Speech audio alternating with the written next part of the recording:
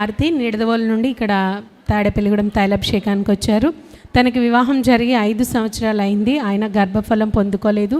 తనకి కడుపులో గర్భసంచి మీద కంటెలు ఉన్నాయని చెప్పారు డాక్టర్స్. తను తర్వాత కూడా కొన్ని రోజులు వాటి కోసం మందులవి వాడినా కూడా తనకి ఎటువంటి ఫలితం లేదు. వారి ఇంటి దగ్గర వారు ఇక్కడ తైలాభిషేకానికి వస్తున్నారని చెప్పినప్పుడు, ఇక్కడ జరిగిన సాక్ష్యాలు వారు చెప్పినప్పుడు తను ఇక్కడికి వచ్చి దైవజనంతో ప్రార్థన చేయించుకుంది. గత సంవత్సరం జనవరి నెలలో వారు ఇక్కడ తైలాభిషేకానికి వచ్చారు. వచ్చినప్పుడు దైవజనులకి అడిగారు, నీకు ఎవరు కావాలంటే బాబు కావాలని తను అడిగినప్పుడు దైవజనులు నీకు బాబు పుడతాడు అని అభిషేకం చేసి ఫలం ఇచ్చారు. అలానే తను ఇక్కడికి వస్తూ ఉండగా 4వ నెలలోనే తను గర్భం ధరించింది.